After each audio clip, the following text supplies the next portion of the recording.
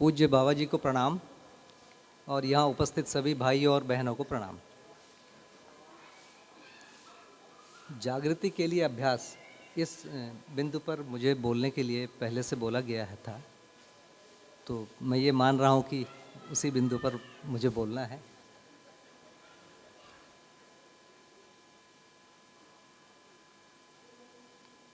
जागृति के लिए अभ्यास को यदि मैं अपनी तरफ से कुछ बोलना चाहूँ तो ये पूरी तरह मैंने बाबा जी से सुना है और मध्यस्थ दर्शन में पढ़ा है। उसमें मेरी जो भी स्वीकृति हुई है उसको आप लोग के सामने रखूँगा। जागृति के लिए अभ्यास को दो भागों में देख सकते हैं, एक तो अनुभव होना और दूसरा अनुभव को प्रमाणित करना। तो अनुभव होने के लिए एक अभ्यास है और अनुभव को प्रमाणित करने के लिए एक अभ्यास है। तो अनुभव होने के लिए जो प्रमाण है, जो अभ्यास है, उसमें पहला चरण तो शास्त्राभ्यास है, जो वांग्मयों को पढ़ना है, व्यवहार अभ्यास है और कर्माभ्यास। और इस क्रम में अनुभव है और अनुभव के बाद उसको प्रमाणित करने के क्रम में चिंतनाभ्यास है, व्यवहाराभ्यास है और कर्माभ्यास है। तो अनुभव गामी विधि और उसके बाद अनुभव मूलक विधि, अनुभव मूलक विधि से जो जागृति का प्रमाण होता है। तो जागृति शब्द में ये दोनों चीज़ें, अनुभव होना भी और अनुभव का प्रमाण होना भी, दोनों चीज़ें आती हैं। यदि हम शास्त्राभ्यास की बात करेंगे तो शास्त्राभ्यास में कुछ बहुत ही निश्चित बिंदु हैं जो स्पष्ट होना आवश्यक है। वो स्पष्ट हुए बिना शास्त्राभ्यास की बात होती नहीं।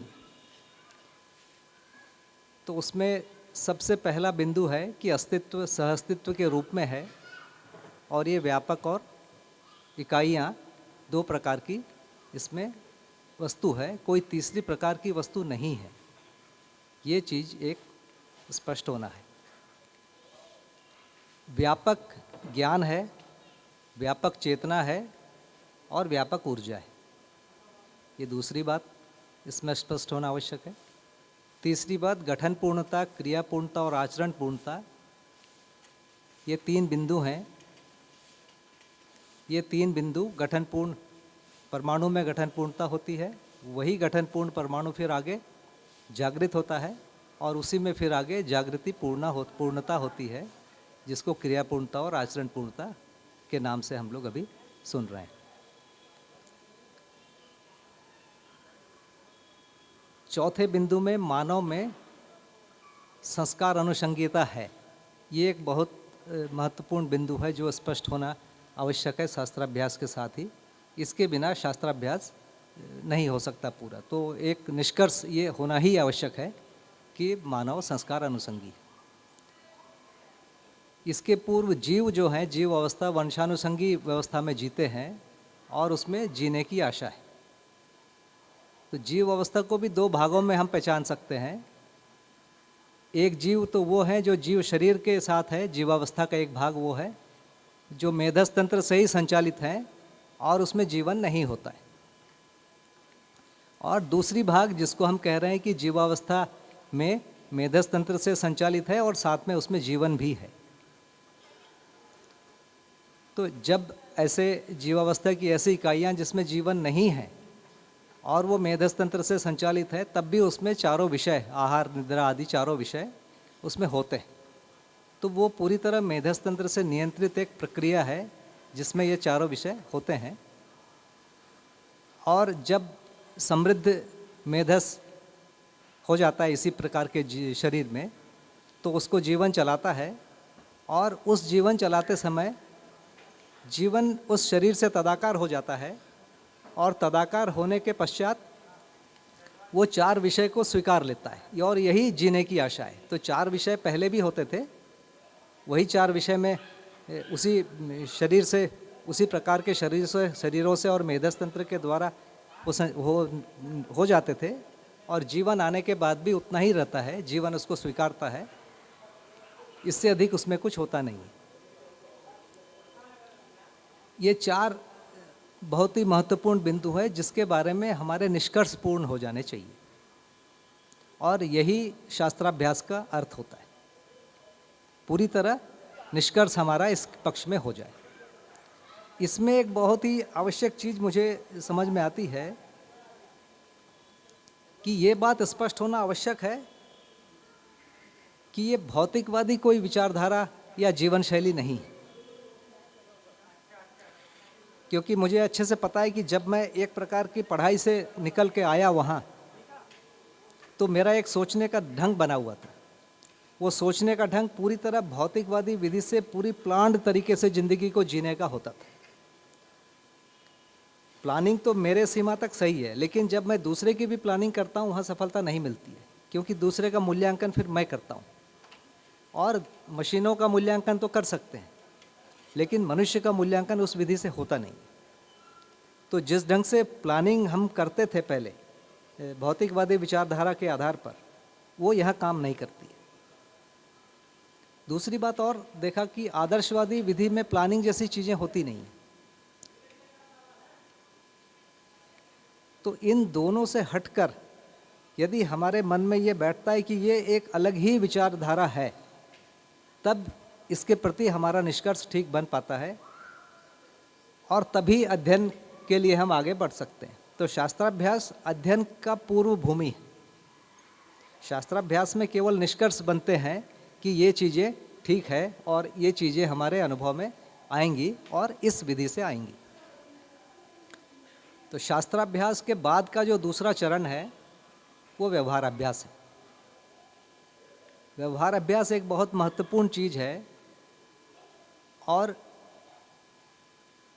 जो हमारी स्थिति होती है हम उससे कुछ अधिक स्थिति को पहचान सकते हैं, समझ सकते हैं। ये मानव में व्यवस्था है। इसीलिए जिस मानव को अनुभव नहीं है वो भी अनुभव तक पहुंच सकता है। यही क्रम है और यही अध्ययन विधि की महिमा है।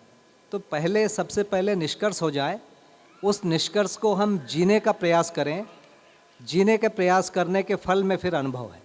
तो ये दो चरण हो गए, निष्कर्ष हो जाना और निष्कर्ष के बाद जीना, और जीने के क्रम में व्यवहार अभ्यास और कर्माभ्यास। तो व्यवहार अभ्यास में जब हम आगे आते हैं तो व्यवहार अभ्यास पूरी तरह संबंधों के आधार पर जीने का अभ्यास करना है। इसी को हम दूसरी भाषा में और भी कह सकते हैं कि स्वधन, स्वनारी, स्वपुरुष, दयापूर्ण कार्य व्यवहार और संबंधों के रूप में जीना। ये पूरा कार्य यदि कर पाते हैं तो ये व्यवहार अभ्यास होने लगता है। व्यवहार अभ्यास में हम जब यहाँ जी रहे हैं तो हम देख रहे हैं कि जो छोटा बच्चा है, कोई 2 वर्ष का, वो मेरे से कोई चीज़ सुनने को तैयार नहीं है, न वो हमसे भी अधिक विकसित से अधिक आयु से सुनने को तैयार है। वो 4 साल के बच्चे से सुनता है, उसका वो अनुकरण करने लगता है, अनुसरण करने लगता है। 4 साल वाला 8 साल वाले का, 10 साल वाले का करता है। तो इस क्रम से हम देख पाते हैं कि हर व्यक्ति किसी न किसी का अनुकरण अनुसरण पूर्वक लगा हुआ है, और उस व्यक्ति के भी अनुसरण हर आयु में कोई न कोई करता रहा है। तो ये एक इतनी महत्वपूर्ण बात है कि हर समय हम या फिर किसी चीज़ को दूसरों को अनुकरण करने के लिए, अनुसरण करने के लिए प्रेरणा दे रहे हैं, या फिर वो गलत है या वो सही है, और साथ में हम उसको अनुकरण अनुसरण कर भी रहे हैं। हो सकता है वो गलत है या हो सकता है सही है। तो इस प्रकार के क्रम में सभी लोग होते हैं, छोटे बच्चे भी हैं, बड़े भी हैं, बूढ़े भी हैं, सभी इसी क्रम में होते हैं। तो अनुकरण और अनुसरण की जो प्रक्रिया है, इसी में सही चीज़ों को कर पाने की हमारी चीज़ें स्पष्ट होती है। तो शास्त्राभ्यास कर लेना एक भाग है, उसमें हम निष्कर्ष को पा जाते हैं, लेकिन जब हम व्यवहार अभ्यास में आते हैं तो वहाँ पर वास्तविक विवेक की ज़रूरत पड़ती है। वो विवेक केवल तर्क नहीं है, फिर तर्क यहाँ काम नहीं करता है, क्योंकि जब हम व्यवहार करते हैं वहाँ बिल्कुल अलग प्रकार की स्थितियाँ होती हैं। तो ये विवेकोदय होना ही वास्तव में व्यवहार अभ्यास का फल है। विवेकोदय हुआ, उसकी पुष्टि भी उसी में होती है। तो मैंने अभी आपको निवेदन किया कि छोटे बच्चे भी बड़े बच्चे के अनुसार चलते हैं, और इस ढंग से एक पूरी श्रृंखला बनी हुई है। इस विधि में जैसे मैं एक पिता के रूप में देखता हूँ, तो मेरा एक दायित्व और कर्तव्य दोनों हो जाता है कि अपने संतान को मैं आगे की दिशा में मार्गदर्शन दूँ। मार्गदर्शन देता हूँ वो मेरी मान्यता के आधार पर होता है और कई बार उसको मैं नियंत्रित करने लगता हूँ। तो ये प्रक्रिया बहुत ज़्यादा होती है कि उसको मैं नियंत्रित कितना करूँ और कितना स्वयं से बढ़ने दूँ, क्योंकि परंपरा में और भी बहुत सारे प्रभाव हैं। उस प्रभाव से बचाना भी है, अच्छे प्रभाव की तरफ उसको गतिशील भी करना है, और जो चीज़ें दूसरी प्रकार की चीज़ें उसमें कोई चीज़ करने के लिए प्रवृत्ति है उसको भी मुझे देखना है। तो यहाँ पर विवेक की बहुत आवश्यकता महसूस होती है कि नियंत्रण किस सीमा तक अपने बच्चों को भी मैं करूँ। तो व्यवहार अभ्यास में ये एक बहुत ज़्यादा सोचने की बात होती है, और ये मुझे सबसे सूक्ष्म लगता है। जो सारे शास्त्रों को पढ़ने के बाद इससे अधिक मुझे सूक्ष्म ये भाग लगता है। इससे अधिक जो जिम्मेदारी मैं और समझता हूँ कि जैसे मैं कुछ समय पहले जीने के लिए तैयार हुआ, इस प्रकार की चीज़ों को जीऊँगा, तो उस समय बाबा जी के पास आ गया। ये निर्णय लेने के बाद, बाबा जी के साथ रहने के बाद कुछ दिनों में लोगों ने ऐसा मान लिया कि मुझे बहुत सारी चीज़ें आती हैं। मतलब लोग स्वतः ही मेरा बहुत अधिमूल्यन कर लिए। इस अधिमूल्यन का प्रभाव पड़ता है हमारे ऊपर, हम कितना भी कह लें नहीं पड़ता है, मेरे ऊपर तो पड़ता था। तो उससे भी बहुत ज़्यादा प्रभावित हम होते हैं और हम दूसरे को प्रभावित भी करते हैं, और ये एक प्रकार से अधिकार आ जाता है, हम दूसरों को और अधिक नियंत्रित कर सकते हैं।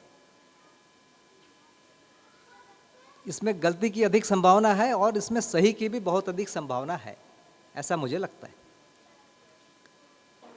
मैंने पूज्य बाबा जी को देखा है कि वो ये घोषणा तो करते थे कि मैं सब समझ गया हूँ, मैं समझदार हूँ, लेकिन उनके सामने कोई व्यक्ति आता था तो हमेशा ये मान के करते थे व्यवहार उनसे कि मैं तो समझदार हूँ और आप भी समझदार। तो कोई कोई उसको स्वीकार लेते थे कि वो भी समझदार हैं और बाबा जी भी समझदार हैं, और उनके बीच में वार्तालाप होता था। अधिकतर लोग तो हाथ जोड़ देते थे कि बाबा जी हम समझदार नहीं हैं, हम तो कुछ भी नहीं जानते हैं, और भी नीचे की बातें करते थे। तो बाबा जी बातचीत को वहाँ समाप्त कर देते थे कि समझदार होना तो चाहते हो, तो मैं समझदार हूँ और आप समझदार होना चाहते हो, इसके आधार पर आप बातचीत होगी। मैंने कभी भी नहीं देखा कि बाबा जी किसी को उससे नीचे ले गए, उससे नीचे कभी भी नहीं ले गए जहाँ पर वो मानसिक दबाव में आ जाए, नियंत्रण में आ जाए। तो एक बहुत बढ़िया उन्होंने सूत्र दिया कि न किसी से एहसान लेना है, न किसी को एहसान में दबाना है। तो ऐसी छोटी छोटी जो चीज़ें हैं मैंने व्यवहार में उनसे देखा। और शिविरों में हम किसी को डायरेक्टली कुछ नहीं बोल पाते हैं तो हम एक फ्रेम बना के उसको घेर देते हैं, और वो धीरे धीरे वो हमारे ढंग से सोचने लगता है। तो व्यवहार में जो सबसे बड़ी जो कमियां होती है, मुझे यही लगता है कि जैसे जैसे हम बड़े हो जाते हैं, आयु बढ़ती जाती है, हमारे पास नियंत्रण के अधिकार बढ़ते हैं, और फिर वो व्यवहार अभ्यास को नष्ट कर देता है। तो व्यवहार में जैसे ही हम संबंधों को पहचानते हैं तो संबंधों में पूरकता है, और इस पूरकता में विवेक की बहुत अधिक आवश्यकता है, और वो शुद्ध तर्क नहीं है। और वो मुझे जो अभी तक लगा है कि वास्तव कठिनाई तो इस समय जीने में मेरे लिए भी यही है कि विवेक को किस ढंग से हम पहचाने जाए।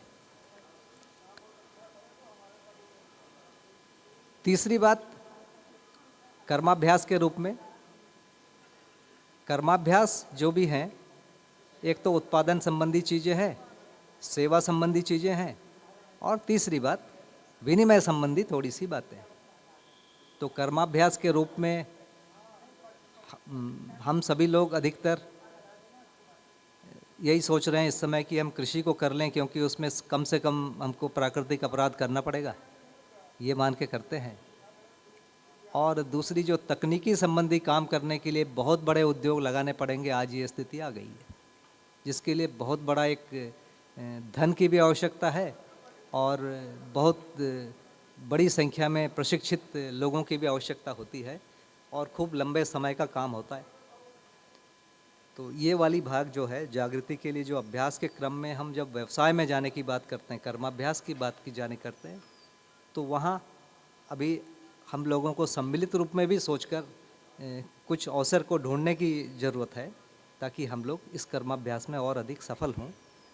तो मेरी ये अभी तक अपेक्षा बनी है। तो इतनी ही बात आप लोग के सामने निवेदन करना चाहता था। प्रणाम।